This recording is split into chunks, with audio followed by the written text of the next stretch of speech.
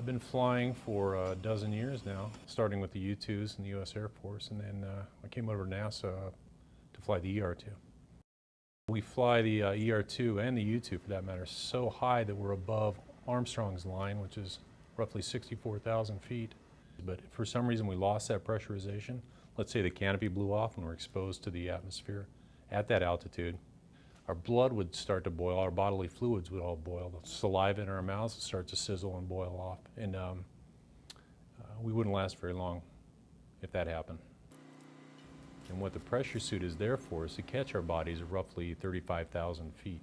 So if we lose all the pressure in the aircraft, the suit actually would expand like a balloon, become almost rigid, and we'd be inside it at the equivalent of 35,000 feet altitude. And it's pretty stiff. I mean, just the act of reaching down to grab the flight controls or to move the throttle takes a lot of effort. So it's a lot of force against the suit.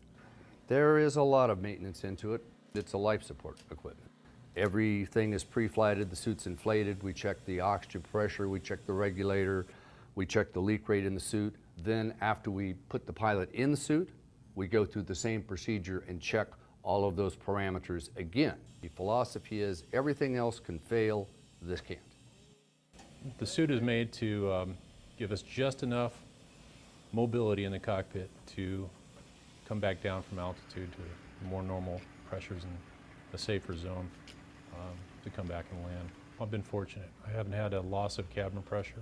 I have friends that have, and the suit saved their lives. The techs that day that suited them up saved their lives. I think everybody has a little bit of claustrophobia. And it's usually when it's hot outside and I've just climbed in the aircraft and I'm out breathing the capability of the little portable oxygen units we have, and I find myself feeling like I'm suffocating. I have about 10 seconds every year where if I want to scream and get the helmet off and the suit off as quickly as I can. But I know how to power through that. We can drink in flight.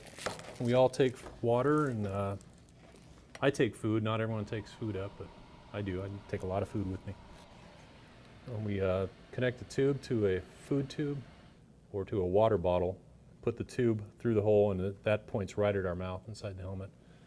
Keep in mind, when we're flying, this helmet's closed up like that and remains closed, so we can't open up to eat a chocolate bar or whatever, so everything has to be pretty much pureed or liquid. Getting used to to flying in the spacesuit with the helmet on took months.